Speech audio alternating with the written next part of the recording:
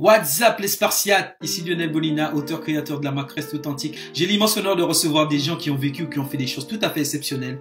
Et aujourd'hui, je ne fais pas exception à la règle. C'est un immense plaisir pour moi d'accueillir cette coach conférencière, provocatrice d'action pour le succès des entrepreneurs et créatrice du magazine Choisir de réussir, Elodie Florenti, qui après avoir vécu un burn-out et cette descente en enfer, a su rebondir pour devenir la personne qu'elle est devenue aujourd'hui. Vous allez voir à travers cette interview les difficultés qu'elle a su surmonter pour devenir cette personne authentique qui aujourd'hui aide des centaines et des centaines d'entrepreneurs. Et après cette interview, je ferai un petit making-of car je pense qu'on peut faire les choses sérieusement sans se prendre au sérieux. À tout de suite. Je te dis un truc, chose promise, chose due, c'est ma devise. Sinon, je te promets rien. Bonjour Lionel. Bonjour. Alors tu es business coach, conférencière, fondatrice, provocatrice d'action. Ton site internet c'est choisirderéussir.com. Tu aides les entrepreneurs en ligne à débloquer les freins, c'est ça, qui font plafonner leur activité et pour avoir plus de liberté et de revenus. Voilà. C'est ça. En gros, c'est ça. Voilà, ok, d'accord. Alors, dis-moi, Elodie, tu as fait un burn-out avant d'être entrepreneur. Est-ce que tu peux m'expliquer comment cela s'est passé? Oui, bien sûr. Alors, c'est assez particulier. Moi, j'ai eu encore… De toute façon, tout ce que je fais, c'est jamais normal. C'est toujours très atypique, pas conventionnel. Donc, même mon burn-out, il était chelou, tu vois. Donc, en fait, ça s'est passé… Donc, je le sentais arriver. À l'époque, j'étais dans le milieu hospitalier. J'étais responsable d'un bloc opératoire. Au début, donc, j'étais infirmière de bloc opératoire. Et puis après, un jour, ma surveillante, ma responsable de bloc opératoire devait partir et elle m'a proposé à ce poste-là. Moi, ça faisait pas très très longtemps que j'étais dans ce milieu-là, mais je sais pas pourquoi, je sais pas ce qui m'a pris en fait. J'ai dit ok, ça peut être cool. Bon, le revers de la médaille, c'est que quand tu es dans un système où tu es employée juste infirmière et que après tu te retrouves responsable des filles avec lesquelles tu travailles, c'est un peu pas trop facile, disons, pour avoir, je dis pas du leadership, pas ça, mais pour avoir une posture différente. Voilà, on va dire ça comme ça. Sauf que ça devait être un petit moment, simplement, le temps qu'ils trouvaient un remplaçant. Mais ce remplaçant, je ne sais pas s'ils l'ont jamais trouvé ou s'ils l'ont jamais cherché. Mais en attendant, c'est moi qui suis restée. Et puis, je m'y suis faite tant bien que mal. C'était un travail colossal. Mais bon, j'aimais ça, j'avais 22 chirurgiens avec moi, j'avais une grosse équipe, c'était vraiment le kiff. Mais j'ai senti d'un moment que déjà ça commençait à tirer. Il y a des choses au niveau des valeurs que moi j'incarne qui commençaient à se détacher des valeurs du système hospitalier. Ça m'appartient, c'est juste pas les mêmes valeurs, on est OK avec ça. Et puis après, il s'est passé une histoire, c'est qu'il y a eu le décès d'une patiente où malheureusement, où on m'a accusé en fait, on a dit que j'étais la responsable de ce décès parce que j'étais en salle ce jour-là, etc., etc. Et là, pour moi, ça a été la plongée en enfer, hein, je ne vais pas te le cacher, parce que mon travail était bien fait. Je savais qu'il était bien fait. Je suis quelqu'un de ultra casse-bonbon dans tout ce qui est structure, la droiture, la justesse, la justice, etc. Et là, je me suis sentie, tu sais, quand on parle des 5 blessures, je pense que je me suis pris les 5 en même temps. Tu vois, rejet, abandon, trahison, la totale, bou, bou, bou, bou. Et voilà. Et ça m'a flinguée complètement. Je me suis sentie comme une merde, en fait. Trahie. Et puis, la police est arrivée. La police m'a fait comprendre que j'étais responsable de ce décès, qu'ils essayaient de me faire comprendre que ce soir-là, je n'allais pas le passer à la maison. Pour moi, je pense avoir vécu les pires moments de ma vie en 5 minutes, quoi. Puis comment je me suis relevée? En fait, je me suis pas relevée, pour être très honnête avec toi. Mais par contre, cette sensation d'injustice, de trahison, en fait, mes collègues de travail m'ont toutes aidée parce qu'elles savaient très bien ce qui s'était passé. Elles savaient très bien qui était le responsable de ce décès et c'était pas moi. Sauf que c'est le pot de terre contre le pot de fer. Il y a un moment où, même si tu as raison, tu n'as pas la puissance qu'il faut, tu vois. Voilà. Donc, j'ai franchement vécu un enfer. Et puis Et puis, je me suis dit, maintenant, stop. Donc, j'ai fait comprendre, j'avais des preuves, j'avais des documents, j'avais tout ce qu'il fallait pour prouver à la police que je n'étais pas responsable de ce décès. Un seul m'a cru, un seul m'a écouté, m'a entendu. Et c'est cette personne-là, ce policier-là, est celui qui a fait en sorte de faire écouter aux autres ce que j'avais à dire. Bref, ça s'est finalement rapidement terminé. Pour moi, ça a paru être un temps éternel. Mais ça s'est rapidement terminé. Mais à partir de ce moment-là, j'ai dit c'est fini. Je suis rentrée chez moi et le burn-out, la dépression, ce que tu veux, a commencé dans la seconde où j'ai mis le pied chez moi et j'ai fermé la porte. Voilà, ça a été fini. Ça t'a laissé pas mal, certainement des cicatrices, mais comment tu as fait pour surmonter cette épreuve alors? Alors, j'ai mis un paquet de temps à m'en remettre. Pour être très honnête avec toi, je me suis mise en maladie parce que je ne pouvais plus sortir de chez moi. Je pouvais non seulement plus aller à l'hôpital pour travailler, mais je pouvais plus sortir. C'est-à-dire qu'il fallait que je reste. J'avais l'impression d'être en insécurité partout. Donc voilà, j'ai glandouillé chez moi. Je me suis enterrée à la maison pendant des mois. Et il y a un jour où, ben, je sais pas, je regardais ma fille en fait qui grandissait. Et je me suis dit, mais c'est pas possible que ma vie s'arrête ici, quoi. Il y a un truc caché derrière, il y a un truc. C'est pas normal que la vie continue de cette façon-là. Et qu'est-ce qui est pas normal? Ben, en fait, même moi, je ne le savais pas, tu vois. Mais mon raisonnement, ça a été, bah, écoute, puisque tu ne pourras plus jamais travailler à l'hôpital, à quoi bon que tu y restes? Donc, j'ai démissionné. J'ai posé ma démission. Et, euh, et comment te dire, il y a eu une espèce de... C'est pas très palpable en fait. Il y a une espèce d'énergie qui s'est mise en moi à me dire, mais tu vas rester comme une merde toute ta vie comme ça, quoi. Mais non, non, c'est pas moi ça, tu vois, c'est pas mon caractère, c'est pas mes énergies. Donc, qu'est-ce que tu peux faire? J'étais sur Internet et c'est là que ma vie d'entrepreneur a commencé en fait. J'ai, la transition est un peu compliquée à faire parce que, et pourtant c'est très facile, j'étais à l'hôpital, je ne pouvais plus. Déjà quand j'étais à l'hôpital et que je sentais que ça allait pas avant qu'il arrive tout ça, déjà quand j'étais à l'hôpital, je le sentais que j'allais pas y rester, tu vois, sans qu'il se passe rien. Mais comme je résistais, la vie a dû me dire, écoute Hello, puisque tu t'accroches comme une râpée d'un rocher à l'hôpital et que c'est pas ton chemin, on va t'en mettre une bien droite à travers la tronche pour que tu finisses par comprendre. Évidemment, bon, la vie est allée un petit peu fort avec moi, mais au moins, ça m'a permis de démissionner. Mais déjà, tu vois, déjà, quand j'étais à l'hôpital, j'avais déjà cet esprit de me dire, waouh, c'est pas possible. C'est pas comme ça que tu pensais aider les gens. C'est pas de cette façon-là, en les prenant pour des objets. C'est pas toi, quoi. C'est pas vrai. Donc, je pensais déjà à autre chose. Et quand j'ai démissionné, que j'ai glandé, que j'étais comme une larve à la maison, etc. Eh bien, un jour, je regardais ma fille donc grandir et je me suis dit, écoute, là maintenant, c'est bon. Il y a Internet. Je découvre Internet. Je découvre la puissance du net. Au début, je faisais qu'acheter des fringues, en fait. Tu sais, j'allais sur eBay et j'achetais des fringues, mais à l'étranger, beaucoup en Angleterre, aux États-Unis, en Australie. Et je kiffais les fringues que j'achetais. Je kiffais ça. Mais on ne le trouvait jamais ici. Et je me suis dit, mais putain, quand même, si moi je kiffe et que je paie des frais de port astronomiques pour acheter un t-shirt à 20 euros, c'est que je ne dois pas être la seule à kiffer ce genre de truc. Je me suis dit, ben, je vais essayer de le faire pour les autres. Donc, j'ai acheté plein de fringues, petit à petit, et j'ai commencé à travailler comme ça, sur eBay. D'accord. Donc, ils venaient d'ouvrir, à l'époque, je te parle de ça, il y a super longtemps. Au début, eBay, c'était que pour les particuliers, un peu en mode Le Bon Coin et tout. Et puis après, il y a une période où ils ont ouvert une catégorie professionnelle, avec des boutiques professionnelles, déclarées, bien en règle, etc. Et je me suis dit, mais peut-être c'est ça mon truc.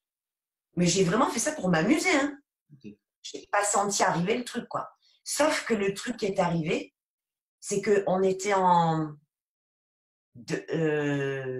les débuts, je pense qu'on devait être en 2004, un truc comme ça. Donc, tu vois, ça fait 15 ans. Et d'un coup, j'ouvre cette boutique, je commence à mettre des trucs dedans. Et d'un coup, commande, commande, commande, commande. Putain, je dis, comment on fait? Comment? C'est le truc improbable, quoi. Comment on fait? On a commencé à se faire envahir la maison de cartons de fringues. Il y en avait partout, dans la cuisine, dans la salle de bain, dans les chiottes, dans les chambres, il y en avait partout. Et j'ai dit à mon mari, écoute, même lui, il me disait, écoute, Hello, je peux rentrer chez moi ou je suis obligée de passer à travers les cartons, c'est plus possible. Donc, qu'est-ce qu'on a fait? Ironie du sort, on a trouvé un local en face de l'hôpital où j'avais démissionné. Et je te jure, c'est pas fait exprès. Hein. On a trouvé ce local-là qui devait servir d'entrepôt pour nous décharger de tous les cartons qu'on avait. Deuxième ironie du sort, ce local que nous louons était aussi un ancien magasin de vêtements. Les gens étaient habitués à passer dans cette rue et à trouver des fringues dans ce magasin. Quand ils nous ont vus décharger les colis, ils ont cru que le magasin de vêtements réouvrait. Et on était toujours dans les cartons, que les gens rentraient dans le magasin. Alors, ça y est, vous ouvrez, super et tout. Je dis, mais c'est quoi ce truc? C'est pas possible. Et l'histoire a duré 10 ans. Donc, tu es passé à t'occuper de vêtements, et ça a duré 10 ans, et tu as eu après l'idée de créer le magazine Choisir et Réussir. Alors, pourquoi Choisir et Réussir? Qu'est-ce que ça représente pour toi? Parce que à l'époque, alors l'entreprise que j'avais, donc qui a duré 10 ans, franchement, on a très très bien travaillé. On faisait des chiffres, on était deux, hein, mon mari et moi, on faisait des chiffres, mais vraiment colossaux pour l'époque. Et moi, j'avais une revanche sur la vie, c'est-à-dire que j'avais perdu mon âme, ma mission. C'est maintenant que je m'en aperçois, tu vois, au fur et à mesure que les années passent. Si tu m'aurais posé cette question il y a quelques années, j'aurais pas su te répondre. J'avais perdu ma mission. Et aujourd'hui, je me rends compte que j'avais cette boutique, ce truc sur eBay qui était phénoménal. J'étais pas dedans, j'étais pas alignée. Et j'avais tellement perdu ma mission de départ que tout ce que je voyais du mot profession, travail, c'était l'argent. Donc en fait, dans cette entreprise, je l'ai montée, je l'ai créée, je l'ai faite grandir, mais avec la seule intention, c'était faire de l'argent. Mais vraiment, hein. Et ça fonctionnait très bien. Sauf qu'à côté de ça, j'ai développé une clientèle dans ce magasin qui m'a ramené à moi, qui m'a ramené à l'essentiel, qui m'a ramené à mes valeurs, qui m'a ramené à quelque chose que j'avais perdu depuis très très longtemps et qui m'a poussé aussi vers la sortie. Parce que quand j'avais ce business-là qui fonctionnait super bien, il y avait un énorme déséquilibre entre les sommes qu'on gagnait, enfin les chiffres d'affaires qu'on générait, et moi, comment je me sentais. Tu vois? Et c'est là que tu me dis, choisir de réussir, d'où ça vient? C'est de là que ça vient. Parce que j'ai compris que la réussite, c'était vraiment un choix. Tu vois, c'est à cette période-là que je me suis dit, mais en fait, bien sûr que tu peux réussir. Tu peux réussir, regarde, ton entreprise, elle ne te fait pas kiffer, elle te fait plus kiffer depuis un moment, ça ne t'empêche pas de réussir financièrement. OK? Mais personnellement, est-ce que tu trouves vraiment que tu as réussi? Pas du tout. Je ne peux pas me définir par un chiffre d'affaires, ce n'est pas du tout moi. Donc, qu'est-ce que j'ai fait? On va raccourcir l'histoire parce que je peux te faire un livre avec. Qu'est-ce que j'ai fait? C'est que j'ai dit stop encore une fois. Je sentais le deuxième burn-out arriver. Je me suis dit, tu replongeras pas une deuxième fois, ma cocotte. Fini. Et sur la fin, j'avais déjà cette idée de, tu vois, d'aider, d'accompagner, de transmettre. Ça me suit depuis très longtemps. À l'hôpital, qu'est-ce que je faisais? J'aidais, j'accompagnais. Je transmettais mes connaissances, je transmettais mes valeurs. Je faisais le maximum pour que mes patients soient bien. À la société, à l'entreprise de prêt-à-porter, mais qu'est-ce que je faisais? J'aidais, j'accompagnais, je kiffais mes clientes, elles me faisaient confiance, il y avait de beaux échanges, de belles valeurs, etc. Il manquait qu'un truc, c'était le noyau dur. Je savais que j'aimais aider, transmettre, accompagner. J'aimais le business. Tu vois, le milieu de l'entrepreneuriat, je nage comme un poisson dans l'eau dedans, c'est ma vie. Et maintenant, qu'est-ce que je fais de tout ça? Ben, j'ai tout regroupé. Je virais, je tournais, je virais, je tournais. Et un jour, il y a une cliente qui sort d'une cabine et qui me dit, mais Élodie, si je réfléchis bien, en fait, avant, tu habillais les corps et aujourd'hui, tu habilles les cœurs. Et sur le coup, tu vois, j'ai pas très bien saisi le truc, mais ça m'a fait cogiter. Et je me suis dit, oui, en fait, à l'hôpital, avant, je déshabillais les gens et je les rhabillais quand ils sortaient du bloc. Et aujourd'hui, je fais pareil. Mais c'est pas les cœurs que j'habille, que je déshabille au magasin. Et moi, ce dont j'ai besoin, c'est ça. C'est d'habiller les cœurs. Et là, le coaching est arrivé dans ma tête. Là, je me suis dit, c'est bon, j'ai trouvé. Voilà. Donc, on était en 2015. Je tombe sur l'Académie Zéro Limite de Martin Latulippe. Je clique sur le bouton, je me fais bananer d'un jour, l'académie venait de fermer la veille. Donc, qu'est-ce que j'ai fait? Je me suis formée entre-temps. Et en 2016, le premier jour de l'ouverture de la Z, bim, j'y suis allée. Je savais que c'était pour moi. Et je me suis installée en même temps, quoi. Voilà. D'accord, d'accord. Tu disais accompagner et aider les gens, mais quand tu t'es lancé avant justement de faire partie de l'Académie 2016, quelles sont les principales difficultés que tu as rencontrées? Les principales difficultés que j'ai rencontrées, elles étaient là-dedans. Et tout le monde néglige ça. Lionel, vraiment. Tu vois, aujourd'hui, moi, c'est ce que j'enseigne, c'est ce que je transmets. Pourquoi? Ben, parce que je l'ai vécu, ça m'a fait perdre je ne sais combien d'années et combien d'énergie et combien de temps et combien d'argent aussi. Il faut être très clair avec ça. Les difficultés, elles sont de l'intérieur parce qu'on ne sait pas les identifier. Un entrepreneur qui démarre, il a beau avoir toutes les stratégies, toutes les formations, il peut avoir des diplômes, il peut avoir son site internet. Si là-dedans, c'est pas clean, c'est la merde assurée. La voie royale de l'échec. Moi, je l'appelle comme ça. Pourquoi? Tu as de mauvais rapports à l'argent, va essayer d'en faire. Tu as des mauvaises relations à l'argent, va essayer de faire de l'argent, on en reparle dans 5 ou 10 ans. Si tu vois l'argent comme un ennemi, comme si ça évoque l'escroquerie, le vol, l'injustice, va essayer de faire de l'argent avec ça et on en repart. Si tu as une estime de toi qui est dégueulasse, que tu te traites comme un déchet, comme une merde, comme un moins que rien, va essayer de faire monter ton business, va essayer de te positionner. C'est peine perdue. Si tu as des croyances du passé, des croyances limitantes qui te freinent et qui sont ton schéma actuel, si tu ne les libères pas, ces croyances et ces freins-là, va essayer de monter ton business. C'est tout. Ça part de là. Donc, et les principales difficultés que j'ai retrouvées, moi, elles étaient palpables, elles étaient concrètes, mais quand je suis allée chercher à l'intérieur et que j'ai réglé tout ce qu'il y avait à régler à l'intérieur, ces difficultés, je ne les avais plus. Des solutions, il y en avait partout, tu vois. Donc, les difficultés, c'était s'installer et oser se positionner en tant que business coach. Les difficultés, c'est oser demander de l'argent quand tu fais de la prestation. La difficulté, c'est oser s'imposer et prendre sa place dans un milieu où il n'y a pas que des bisounours. Et surtout, il y a beaucoup de mecs.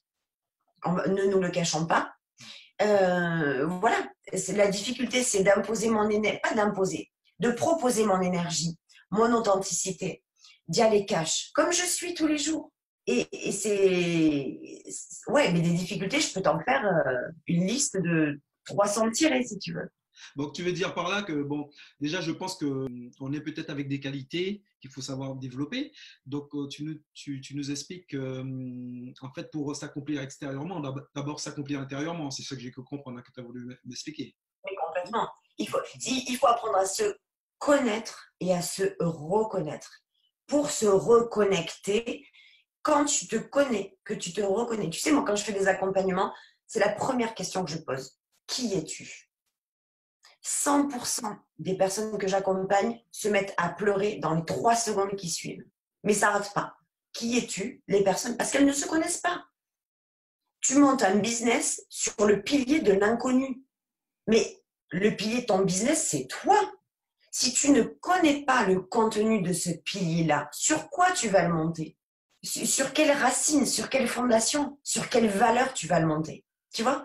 Donc, oui, bien entendu que ça prend du temps, mais et ça, j'insiste. Après, j'ai pas la vérité absolue, mais en tout cas, c'est ma vérité. Si tu ne sais pas te connaître, que tu ne reconnais pas qui tu es, que tu ne l'assumes pas et que tu ne connectes pas avec toi-même, j'irais même plus loin, que tu ne te reconnectes pas à ton âme personnelle et ton âme d'entrepreneur, ça va être très compliqué. D'accord, je comprends. Et mais quand tu as essayé de te connaître beaucoup mieux, est-ce que tu as été accompagné par un mentor pour t'aider à te reconnecter à ton soi? La première bonne grosse claque que je me suis prise sur les 2 joues, le front, l'arrière du crâne et tout ça, c'est une anecdote que je raconte pas souvent, mais que je vais te raconter. C'est un jour, j'étais encore au magasin, et d'ailleurs, c'est écrit dans mon livre, mais je vais te la raconter. J'étais au magasin et tout ça, il y a une cliente qui arrive, et j'étais au bout de ma vie, mais vraiment. Et comme je suis pas quelqu'un qui montre ses émotions en public, je réserve ça pour moi. Les gens n'ont pas besoin d'être irradiés de saloperies, de mauvaises ondes. Je ne montre jamais mes émotions en public, rarement, sauf quand elles sont positives, évidemment. Et elle rentre, et là, elle me demande juste comment ça va. Putain, je sens les larmes qui montent. J'arrivais plus à gérer le truc, quoi. Et elle voit ma situation. Elle dit rien, elle prend des fringues, elle va les essayer. Elle parle pas trop. D'habitude, elle me parle, elle parle pas trop. Fait le tour, elle passe à la caisse, elle me paye et tout, elle achète ses trucs. Et elle prend un bout de papier, elle décrit un truc sur le papier. Elle le plie et elle me dit, bah tiens, Hello, vraiment, je pense qu'il est temps que tu ailles voir cette personne-là. Je suis sûre qu'elle peut t'aider. Je te la fais très brève. Et moi, je languis qu'un truc, c'est qu'elle dégage du magasin pour que je puisse pleurer tranquille. Elle part, je m'effondre évidemment, et je prends ce papier et je vois qu'il y a un prénom dessus avec un numéro de téléphone. Je me dis, putain, mais où est-ce qu'elle m'envoie? C'est quoi ce bordel? Un truc inconnu, je suis super méfiante de nature, en mode, tu sais pas où on t'amène, genre dans un appartement, on va te violer, on va te couper la tête en deux. Moi, c'est ça mes schémas, hein. Tu vois, direct, hein. C'est ça. Donc, j'ai dit, waouh, qu'est-ce que c'est que ce bordel et tout. Mais j'étais tellement au bout de ma vie, je n'avais plus de vision de mon chemin. Je ne voyais pas à 1 mètre ce qui allait se passer. Et j'ai dit, après tout, et merde, j'y vais, on verra bien. J'y vais. Et je tombe sur une nana. Donc, je prends rendez-vous, j'appelle, hein, je prends rendez-vous avec cette femme. Je ne sais pas qui c'est, je ne sais pas ce qu'elle fait, hein, mais j'y vais. Voilà. Et puis, elle me fait asseoir dans son salon et elle me pose une question. Est-ce que tu as une table basse chez toi? Pardon? Je me dis, waouh, madame, je vais prendre discrètement mon sac et me retirer si vous le voulez bien. Je dis, non, non, non, non, non. Est-ce que tu as une table basse chez toi? Oui. Est-ce que tu as de la gratitude pour ta table basse? C'est la première fois que j'entendais ce mot. C'était la première fois. J'avais bien sûr entendu, mais pas de cette façon-là. De la gratitude pour ma table basse. Alors, s'il te plaît, laisse-moi 2 secondes que j'essaie de comprendre le système, ce que tu es en train de me dire. Je ne comprends pas bien. Non, j'ai pas vraiment de gratitude pour ma table basse. Elle me dit, tu devrais. OK. On est donc bien chez les fous. J'ai bien compris. Comment je m'échappe?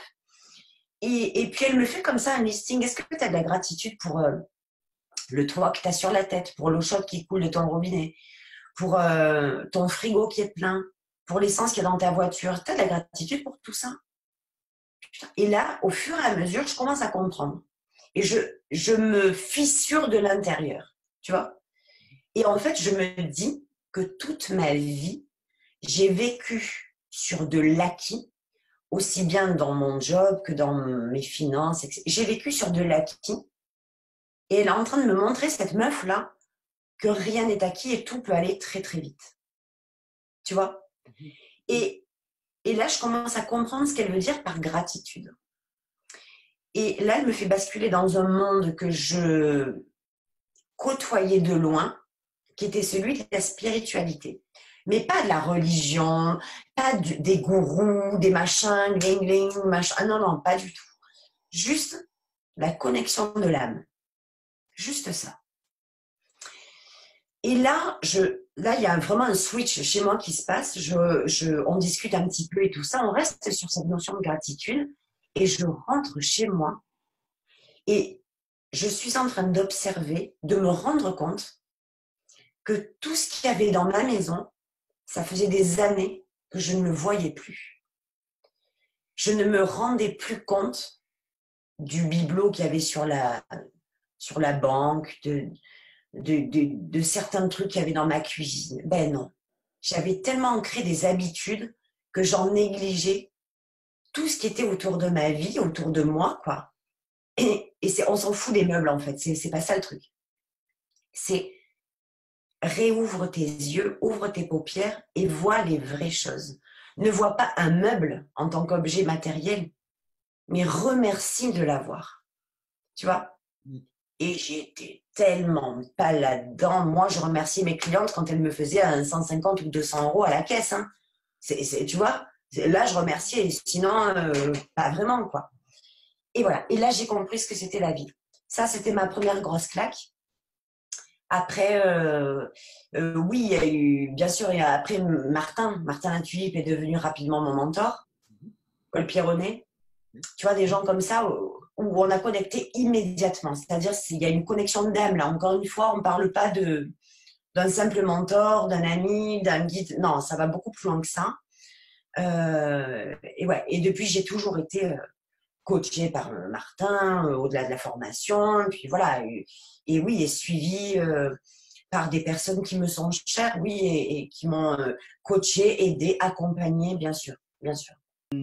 Justement, hein, pour faire le lien entre ce que la dame t'a dit et Martin, parce que Martin, c'est quelqu'un qui a beaucoup de gratitude hein, quand tu écoutes ses vidéos. Qu'est-ce que ça t'a fait le jour où il t'en a parlé de la gratitude par rapport à ça? Une évidence. Il était temps. Et peut-être que si j'avais pas rencontré cette femme-là, peut-être que je serais jamais rentrée dans la Z ou peut-être que je n'aurais jamais cliqué sur ce bouton parce que c'est vraiment elle qui m'a dirigée vers le développement personnel. Et ça a été les prémices chez moi du développement personnel. Et à partir de ce jour-là, moi, j'ai plongé dans les livres. J'ai eu une approche, j'ai une ouverture d'esprit telle que je me suis nourrie chaque jour, mais puissance 10 000. Ça me manquait, je ne le savais pas, mais c'est ce qui me manquait en fait, tu vois. Donc oui, bien sûr que Martin, après, ça a été une évidence pour moi. On a tellement de valeurs communes, on a tellement de points communs, une vision de l'esprit qui est tellement similaire que je ne peux pas, me passer de ces amis-là. C'est pas possible. Donc c'est une évidence pour moi d'avoir suivi ce chemin-là, évidemment. D'ailleurs, j'invite les gens à aller jeter un coup d'œil sur Martin Latulippe, hein, parce que c'est quelqu'un vraiment d'exceptionnel. Hein. J'ai fait juste avant comme toi la formation à la Z en 2016. Hein. Oui. Donc, je connais quelque chose. Hein. C'est vrai que ça te permet vraiment de te reconnecter. Et puis, il te fait toucher des points assez particuliers aussi en toi-même. Hein. Une fois que tu as rencontré Martin, combien de temps tu as pu définir toi-même ton sujet, trouver le domaine qui te correspond parfaitement? Alors là aussi, ça a été quand même un sacré morceau. Et c'est d'ailleurs aussi pour ça qu'aujourd'hui, j'accompagne les entrepreneurs en ligne à débloquer toute cette partie qui est… On a beau te donner en fait du contenu, de la formation, l'Académie Zéro Limite, pour moi, c'est la meilleure des formations que j'ai jamais faites. Mais ça m'appartient, ça m'appartient. Après, entre la technique, la formation et la mise en application, il y a un monde. Il y a un monde que moi, je ne connaissais pas et je me suis heurtée à des difficultés parce que justement, je ne savais pas encore me définir. Je n'avais pas pris conscience des blocages et des freins que j'avais moi-même. Et c'est ça qui me fait kiffer aujourd'hui. C'est de renvoyer ces personnes-là qui sont déjà en ligne, qui ont un business qui rame, hein, c'est le moins qu'on puisse dire. Et pourtant, c'est des nanas qui sont pleines d'un potentiel, mais de malades. Et pourtant, elles n'y arrivent pas. Ben, c'est simple. Moi, je suis passée par là. Je le sais maintenant. Ce qui fait que tu rames, que tu freines. Je les connais, les trucs. Donc, c'est un kiff pour moi de faire cette bascule et de dire, ben voilà, les amis, aujourd'hui, c'est ça. T'as ça, t'as ça, t'as ça. C'est ce qui t'empêche de développer ton business et de le rendre prospère surtout. Donc, les difficultés que j'ai rencontrées, le temps que j'ai mis, il a été assez royal, je dirais. Parce que je ne savais pas me définir, je ne savais pas me positionner. Et c'était pas un manque de connaissances. C'était un manque de connaissances de soi, encore une fois. C'est pas les connaissances techniques qui manquent, c'est les connaissances de soi qui manquent. Tu vois? Donc, ça a été un gros travail que j'ai fait, qui m'a pris beaucoup de temps. Hein. beaucoup de temps pour me positionner vraiment, pour assumer, apprendre à renoncer sur certains trucs que j'aimais beaucoup faire, mais qui n'ont, ouais, on peut aimer faire quelque chose, et c'est pas pour autant qu'on doit en faire son business. Ce que je dis, j'aime les chèvres, c'est pas pour autant que je suis berger. Pourtant, j'adore les biquettes, j'adore les biquettes, mais je suis pas bergère, tu vois. Donc, c'est très important de savoir définir ça. Voilà. Et oui, ça m'a pris du temps. J'ai fait la Z en 2016. Bon, moi, j'ai rapidement mis un pied à l'étrier, mais en faisant du coaching de vie, va savoir pourquoi j'ai commencé par ça, va savoir. Manque de confiance, certainement. À 50 € de l'heure, je dis pas n'importe quel client ou cliente, mais si, quelque part, si. Donc, tu vois, ça part dans tous les sens, etc. Ouais, je sais pas combien de temps j'ai mis, à vrai dire. 2016, en plus, moi, la formation, je l'ai achetée en février 2016, mais je l'ai vraiment attaquée en octobre 2016. Tu vois, j'étais très présente, mais je faisais que bouffer des vidéos, mais j'appliquais rien, pour être très honnête. Et puis, et en 2017, j'ai commencé à vraiment travailler. Qu'est-ce que tu aimes maintenant particulièrement dans ton métier? Les gens. J'aime mes clients. Je kiffe mes clients. Vraiment. C'est ce que j'aime le plus. Le contact et voir leur transformation. Ça, pour moi, c'est l'aboutissement suprême du truc. Voilà. De voir que leur évolution, là où ça part, de voir le cheminement vers le résultat. Ça, je suis aux anges, les pieds en éventail et je me délecte comme si j'étais aux Bahamas. C'est mon kiff le plus total. J'aime aider, j'aime transmettre, j'aime accompagner. Ouais, j'aime leur apprendre l'autonomie. En fait, c'est un peu le système de l'hôpital, si tu veux. Tu vois, j'aimais rendre les gens autonomes, ne pas victimiser, prendre la niaque. Là, je suis un peu sur le même kiff, mais dans le business. Tu aides les gens à avoir un business en or. Ouais. Quel serait ton point de vue sur le sujet ou ta définition de business en or? Alors, il est très simple. Pour moi, un business en or, c'est un business simple, connecté, aligné, efficace et générateur de revenus. En fait, excuse-moi l'expression, je me suis tellement fait chier dans mes différentes activités précédentes que je me suis dit, c'est très prétentieux, mais je crée mon business, je veux faire Au début, c'était mon expression. Ah, mais moi, je veux me créer un business en or. Je veux tout. Je veux qu'il soit facile. Je veux me réveiller le matin avec la patate parce que j'ai du boulot qui me fait kiffer. Je veux m'endormir le soir en me disant que j'ai accompli ma mission de la journée, j'ai aidé quelqu'un, je l'ai aidé à se transformer, c'est mon kiff. Je veux qu'il me rapporte de l'argent aussi parce que je vis pas d'amour et d'eau fraîche. Et voilà quoi. Pour moi, c'est ça. Et surtout, un business qui te fait vibrer de l'intérieur. Mais là, on part sur le mot énergie. C'est pas vibrer, ouais, j'aime mon travail, j'adore mon business. C'est pas ça. C'est pas ça. C'est être tellement ancré, incarner tellement ta mission que tu es pile poil à la place où tu dois être. Voilà. Et c'est là que je les amène, ces nanas-là, à trouver leur place pile poil pour qu'elles disent, comme moi, le matin, je me réveille avec le sourire, je me couche avec le sourire. J'ai pas les soucis de me dire, putain, mais j'ai pas de clients, comment je fais? Tout ce que je déteste, que je veux plus, et que moi j'ai réussi à avoir, je le retransmets aujourd'hui. Voilà. C'est ça un business en or pour moi. C'est la totale. Pour finir, as-tu quelque chose à ajouter qui te paraît d'important ou que j'ai pas parlé de l'interview? Je dirais, pour ta communauté, que ce soit personnel ou professionnel, la personne, ce n'est pas dissociable. C'est pas possible. On ne peut pas dissocier l'aspect personnel de l'aspect professionnel. Les deux vont ensemble.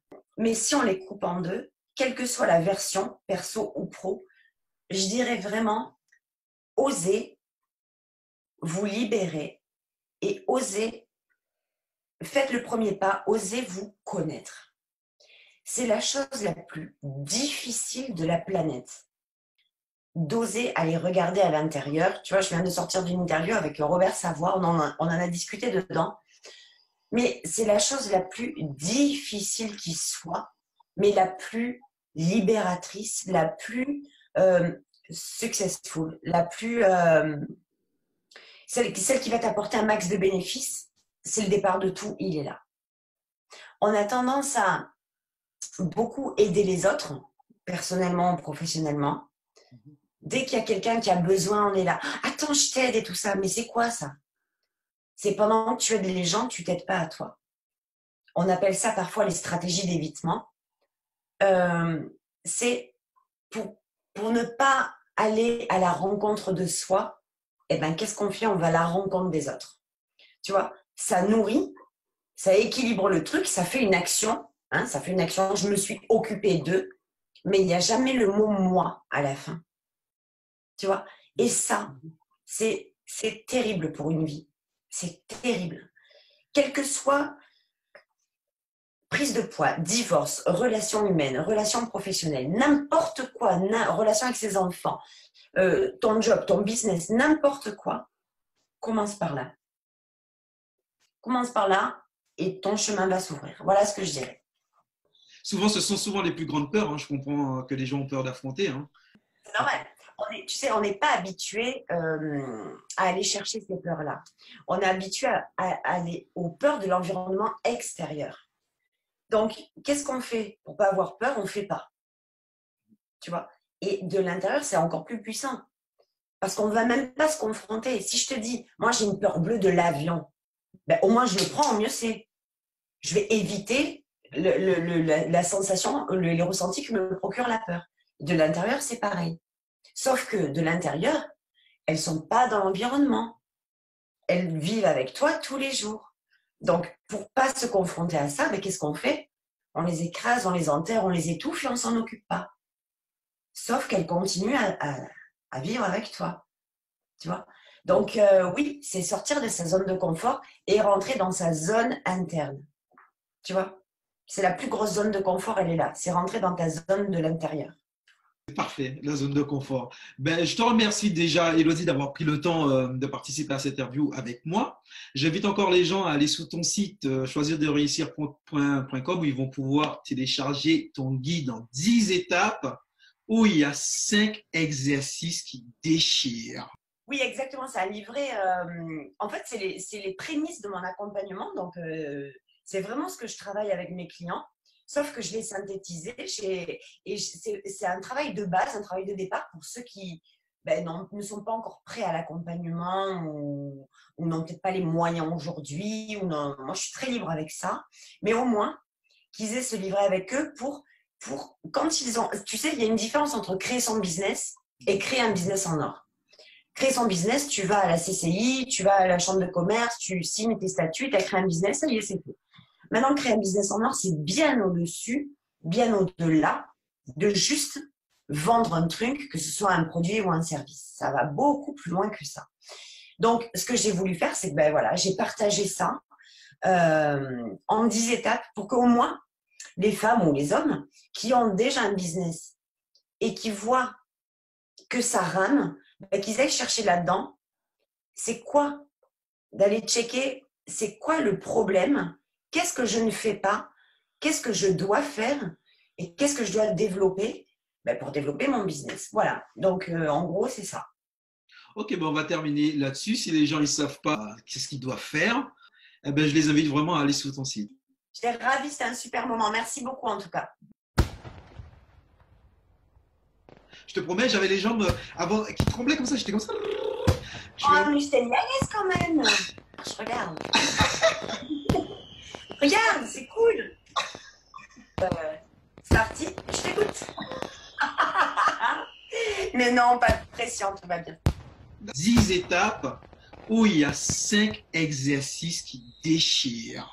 Mais attends pas d'aller sur mon site, hein.